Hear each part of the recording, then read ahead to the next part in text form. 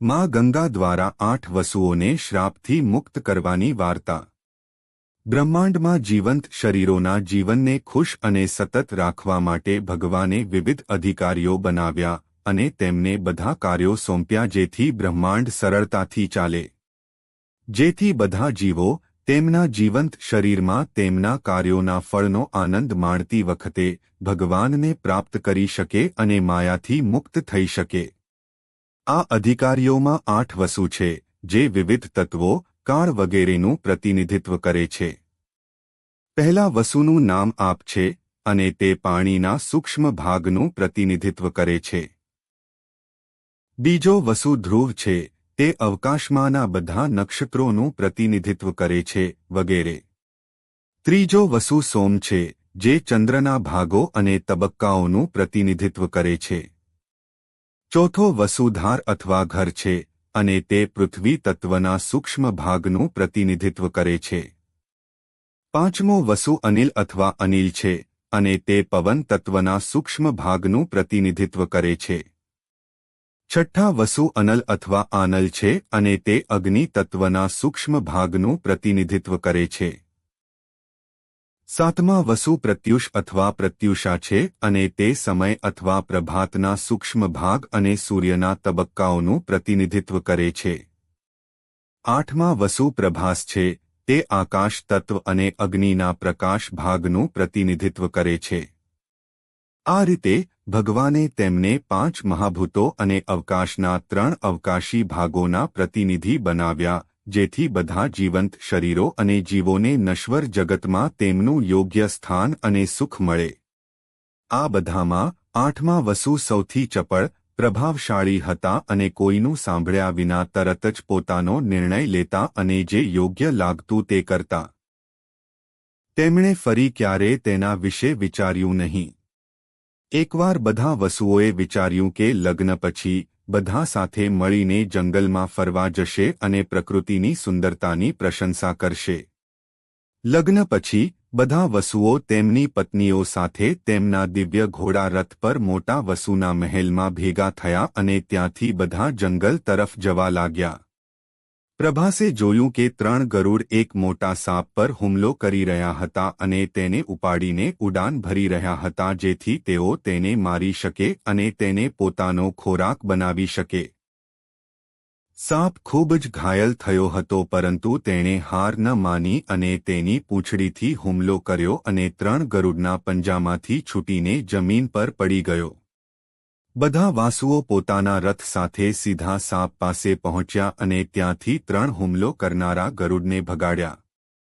3 ગરુડના સરદારે પ્રભાસ પર હુમલો કરવાનું શરૂ કર્યું અને કહ્યું કે અમારું ભોજન છે, તમે અમારું કમાયેલું ભોજન ચોરી શકતા નથી। પરંતુ તે પ્રભાસને હરાવી શકી નહીં અને ત્યાંથી ઉડી ગઈ। સાપ ખૂબ જ ઘાયલ હતો, તેણે વાસુને ઓળખી લીધો અને પ્રભાસને કહ્યું, મને પર્વતની બીજી બાજુની ઝાડીઓમાં લઈ જાઓ, હું ત્યાંની વનસ્પતિઓથી સ્વસ્થ થઈ જઈશ। ઝાડીઓ થોડી દૂર હતી, જો તે સાપને ઉપાડીને લઈ ગયો હોત તો ખૂબ મોડું થઈ ગયું હોત। પ્રભાસે તેના એક તીરથી તેને પર્વતની પેલે પારની ઝાડીઓમાં મોકલ્યો અને ખુશીથી તેના રથમાં પાછો ફર્યો અને ઝડપથી તેના ભાઈઓને મળ્યો। પછી મોટા વાસુએ કહ્યું, માયા અને ભગવાનને તેમનું કામ કરવા દો, જો તમે સાપને બચાવ્યો છે તો તમે 3 ગરુડનો ખોરાક પણ છીનવી લીધો છે। હવે મને ખબર નથી કે સાપ કઈ સ્થિતિમાં છે, પરંતુ એ ચોક્કસ છે કે 3 ગરુડ મનમાં તમને નફરત કરશે। ખબર નથી કે તેઓ ક્યારે અને કેવી રીતે તમારી સાથે પોતાનો હિસાબ ચૂકવશે। પ્રભાસ સૌથી નાનો અને સૌથી શક્તિશાળી હતો, તેથી તે હસ્યો। તે બધા જંગલમાં તમામ પ્રકારની મજા કરી રહ્યા હતા। બ્રહ્માજીના પુત્ર મહર્ષિ વશિષ્ઠનો આશ્રમ પણ એ જ જંગલમાં હતો અને જ્યારે મહર્ષિને 8 વસુઓ અને તેમની પત્નીઓના આગમનની માહિતી મળી ત્યારે તેમણે તે બધાને ભોજન માટે આમંત્રણ આપ્યું, જેનો વસુઓએ ખુશીથી સ્વીકાર કર્યો। બધા વસુઓ અને તેમની પત્નીઓ આશ્રમમાં પહોંચ્યા અને મહર્ષિ વશિષ્ઠ અને રાજા દક્ષની પુત્રી તેમની પત્ની અરુંધતી દ્વારા તેમનું સ્વાગત કરવામાં આવ્યું। આશ્રમના બધા શિષ્યોએ તેમનું સ્વાગત કરવા માટે વૈદિક મંત્રો ઉચ્ચાર્યા. જ્યારે ભોજનનો સમય થયો ત્યારે ગાય માતા કામધેનુ બ્રહ્માંડનો સૌથી સ્વાદિષ્ટ ખોરાક લાવ્યા અને બધા વાસુઓ અને તેમની પત્નીઓ સ્વાદથી મંત્રમુગ્ધ થઈ ગયા અને તેમના મનને સંતોષ થયો. આટલું સ્વાદિષ્ટ ભોજન તેમના વિશ્વમાં પણ ઉપલબ્ધ નથી. પ્રભાસની પત્નીએ આ રેસીપી શીખવાનું વિચાર્યું અને માં અરુંધતીએ તેમને માં કામધેનુ વિશે કહ્યું. કામધેનુ ગાય જોતા જ પ્રભાસની પત્ની તેનાથી મોહિત થઈ ગઈ અને તેણે પ્રભાસને કહ્યું કે હું તમારી પત્ની છું, મારી ઈચ્છા પૂર્ણ કરવી તમારી ફરજ છે. મને આ કામધેનુ જોઈએ છે. પ્રભાસ જાણતો હતો કે વશિષ્ઠજીને હરાવવા અશક્ય છે, કારણ કે કામધેનુને કારણે તેમણે ઘણા દેવતાઓ, રાજાઓ, ઋષિઓ, રાક્ષસો વગેરેના હુમલાઓનો સામનો કરવો પડ્યો હતો અને દર વખતે તે આક્રમણકારોને ખરાબ રીતે હરાવ્યા હતા. પ્રભાસની પત્નીએ યોજના બનાવી કે તેઓ કામધેનુને બધા રથો વચ્ચે હુપાવશે અને પ્રકાશની ગતિએ ચોરી કરશે. પ્રભાસે તેની સાથે પણ એવું જ કર્યું, પરંતુ વશિષ્ઠજીના તેજને હરાવી શક્યા નહીં અને તરત જ વશિષ્ઠજીએ 8 વસુઓને પકડી લીધા. વશિષ્ઠજી ખૂબ જ આઘાત પામ્યા કે દેવોના દેવ, વસુ, માનવ જેવું વિચારશે અને વર્તન કરશે, ચોરી કરશે વગેરે. તેમણે વિચાર્યું કે તેમને સજા થવી જ જોઈએ, નહીં તો ભવિષ્યમાં આ વસુઓ આખા બ્રહ્માંડને અંધકાર તરફ ફેરવી દેશે. વશિષ્ઠજીએ તેમને શ્રાપ આપ્યો કે તેઓ મનુષ્ય તરીકે જન્મ લેશે અને તેમનો ઉદ્ધાર ફક્ત તેમના કાર્યોના પરિણામોનો સામનો કરીને અથવા નારાયણજી દ્વારા જ શક્ય બનશે. એટલે કે જ્યારે તેઓ તેમના બધા કાર્યોના પરિણામો ભોગવશે અથવા ભગવાન તેમને આશીર્વાદ આપશે ત્યારે જ તેમને મુક્તિ મળશે, ત્યારે જ તેઓ માનવ સ્વરૂપમાંથી મુક્તિ મેળવશે અને તેઓ ફરીથી વસુ બનશે. બધા વાસુઓ હવે ખૂબ જ શરમ અને દુઃખી હતા. તેઓ અને તેમની પત્નીઓએ માતા અરુંધતીના પગ પકડીને કહ્યું, લોભ બધાને અંધ કરી દે છે. તમારા મોટા ભાઈ વશિષ્ઠજીના ભાઈ પણ લગ્નના લોભથી બચી શક્યા નહીં. મહામુનિ વિશ્વામિત્ર પણ બ્રહ્મઋષિનો લોભ છોડી શક્યા નહીં. માતા, અમે સ્વાદિષ્ટ ભોજનના લોભમાં કામધેનુ ચોરી કરવાનો મોટો ગુનો કર્યો છે.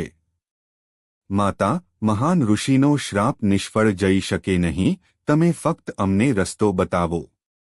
જો એકવાર આપણે મનુષ્ય તરીકે જન્મ લઈએ તો માયા આપણને એવી રીતે ઘેરી લેશે કે આપણે અનંત જન્મો સુધી આપણા કર્મોના પરિણામથી બચી શકીશું નહીં. ભગવાન પણ આપણા ગુનાને માફ નહીં કરે તો તે આપણને સ્વતંત્રતા કેમ આપશે? માતા અરુંધતીનું હૃદય પીગળી ગયું અને તેમણે મનમાં વશિષ્ઠજીને પ્રાર્થના કરી અને વશિષ્ઠજીએ અરુંધતીને કહ્યું કે જો તે તેના જન્મના પહેલા રુદન પહેલા મૃત્યુ પામે છે તો કોઈ કર્મ થશે નહીં અને તે મુક્ત થશે. એટલે કે ફક્ત તેની માતા જ તેને મૃત્યુ આપીને મુક્ત કરી શકે છે. વસુઓની પત્નીઓ આ શ્રાપથી મુક્ત થશે કારણ કે વશિષ્ઠજીએ ફક્ત વસુઓને જ શ્રાપ આપ્યો છે. આ ઉપાય સાંભળીને તેઓએ રાહતનો શ્વાસ લીધો અને એવી માતા શોધવા લાગ્યા જે આવી હોઈ શકે. આ દરમિયાન નારદજી આવી પહોંચ્યા. તેઓ બધું જાણતા હતા, તેઓ ભવિષ્ય પણ જાણતા હતા. તેમણે બધાને કહ્યું કે તેઓ બધું જ જાણે છે. વશિષ્ઠજી તેમના નાના ભાઈ હતા. હવે હું તમને કહીશ, ફક્ત માતા ગંગા જ બધાના પાપ ધોઈ નાખે છે અને તેમને મુક્તિ આપે છે. તમે બધા તેમના આશ્રયમાં જાઓ અને તમારી મુક્તિ માટે પ્રાર્થના કરો. બધા વસુઓ અને તેમની પત્નીઓ માતા ગંગાના ચરણોમાં પડ્યા અને ગુંગળામણ ભર્યા અવાજમાં બધું કહ્યું અને માતા અરુંધતીજી દ્વારા સૂચવેલ ઉપાય પણ કહ્યું. માતા ગંગા ખૂબ જ મૂંઝાઈ ગઈ. એક માતા કેવી રીતે એક ક્ષણ પહેલા જન્મેલા પોતાના બાળકને મારી શકે છે, જેણે મને ધર્મની આવી મૂંઝવણમાં ફસાવી દીધો છે? માતાએ ઉપર જોયું અને નારદજીને હવામાં ઉડતા અને ખૂબ જ ઝડપથી ભાગતા જોયા. માં સમજી ગઈ કે આ બધું નારદજી દ્વારા કરવામાં આવ્યું છે અને તે પણ સમજી ગઈ કે કંઈક ખૂબ મોટું થવાનું છે. તેથી જ નારદજીએ આવું કામ કર્યું. માં ગંગાએ બધાને વચન આપ્યું હતું અને રાજા શાંતનુ સાથે માતા ગંગાના લગ્નની શરત તરીકે માં ગંગાએ વચન માંગ્યું હતું કે તે માતા ગંગાને કોઈ પણ બાબતમાં અવરોધશે નહીં. અને તેણીએ શાંતનુજી સાથે લગ્ન કર્યા. બધા વસુઓ ગંગા અને રાજા શાંતનુના પુત્રો તરીકે અવતાર પામ્યા હતા. આમાંથી 7 વસુઓને જન્મ પછી ગંગાએ નદીમાં ડૂબાડ્યા હતા, જ્યારે ફક્ત 8મા પુત્ર એટલે કે 8મા વસુ પ્રભાસ, જેણે કામધેનુને ચોરી કરવાની યોજના બનાવી હતી, તેને શાંતનુજીએ નદીમાં ડૂબાડ્યો હતો અને તેણે માં ગંગાને ડૂબાડતી વખતે અવરોધ્યો હતો. શાંતનુની વિનંતી પર માં ગંગાએ 8મા વસુનું વિસર્જન ન કર્યું અને તેનું નામ દેવવ્રત રાખ્યું. માએ શાંતનુને 8મા વસુઓની વાર્તા કહી અને વાસુ સાથે ગાયબ થઈ ગઈ. થોડા વર્ષો પછી શાંતનુએ તેનો પુત્ર દેવવ્રત પાછો મેળવ્યો. આ રીતે ચોરીના ગંભીર પાપ અને સંતોના શ્રાપને કારણે વસુઓ દેવ યોનિથી મન યોનિમાં પરિવર્તિત થયા. હવે કર્મના પરિણામો ક્યારે અલગ નથી હોતા, દરેકને તે ભોગવવા પડે છે અને યોનિથી મુક્તિ પણ સંતોના સંગ અને ભગવાનની કૃપાથી જ પ્રાપ્ત થાય છે. પ્રભાસ દેવવ્રત હતો અને તે ભીષ્મજીના નામથી પ્રખ્યાત થયો. મહાભારતના યુદ્ધ દરમિયાન અર્જુને તેમને સેંકડો તીરોથી વિંધ્યા અને તીરોનો પલંગ બનાવ્યો. જ્યારે કૃષ્ણજી એક રાત્રે તેમને મળવા ગયા, ત્યારે ભીષ્મજીએ અશ્રુભરી આંખો સાથે તેમનું સ્વાગત કર્યું અને સ્મિત કર્યું. કૃષ્ણજી સમજી ગયા કે ભીષ્મજી આવું કેમ હસતા હતા. કૃષ્ણજીએ તેમને તેમના પાછલા જન્મના દ્રશ્યો બતાવ્યા. જે સાપને બચાવવા માટે તેમણે પર્વતની પેલે પાર ફેંક્યો હતો, તે કાંટાવાળી ઝાડીમાં પડ્યો અને સેંકડો કાંટા તે સાપને વીંધી નાખ્યો. ભૂખ્યો અને તરસ્યો સાપ ઘણા દિવસો સુધી પીડાથી કરડ્યા પછી ત્યાં જ મૃત્યુ પામ્યો. ભીષ્મજી ખૂબ જ દુઃખી થયા. તેમને તેમના મોટા ભાઈના શબ્દો યાદ આવ્યા. પછી તેણે જોયું કે પૃથ્વી પર 3 ગરુડનો જન્મ થઈ રહ્યો હતો. તેઓ કાશીના રાજાના ઘરે અંબા, અંબિકા અને અંબાલિકાના રૂપમાં જન્મ્યા હતા અને જે અંત સુધી પ્રભાસ વાસુ સાથે લડતા રહ્યા તે અંબા હતા અને ભીષ્મની હાર અને મૃત્યુનું કારણ હતા. કૃષ્ણ પોતે નારાયણ છે. તેમણે ભીષ્મને દર્શન આપ્યા અને તેમને તેમનું વિશાળ સ્વરૂપ બતાવીને માનવ જન્મથી મુક્તિની ભેટ આપી અને તેમને સંપૂર્ણ ક્ષમતા સાથે લડવાની શંકા પણ આપી. માતા ગંગાએ પણ પોતાનું વચન પૂર્ણ કર્યું કે તે અર્જુનના તીરમાંથી યુદ્ધભૂમિ પર પ્રગટ થઈ અને સીધી ભીષ્મના મુખમાં ગઈ અને તેમને બધા કર્મોથી મુક્ત કર્યા. આ રીતે આ વાર્તામાંથી આપણને જ્ઞાન મળે છે કે દરેકને તેમના કર્મોના પરિણામો ભોગવવા પડે છે. સમય, જન્મ વગેરેનું આમાં કોઈ મહત્વ નથી. જો દેવતાઓ દુષ્કર્મ કરે છે તો પણ તેમને સજા પણ મળે છે અને તેમને ઉચ્ચ જન્મથી નીચલા જન્મમાં જન્મ લેવો પડે છે.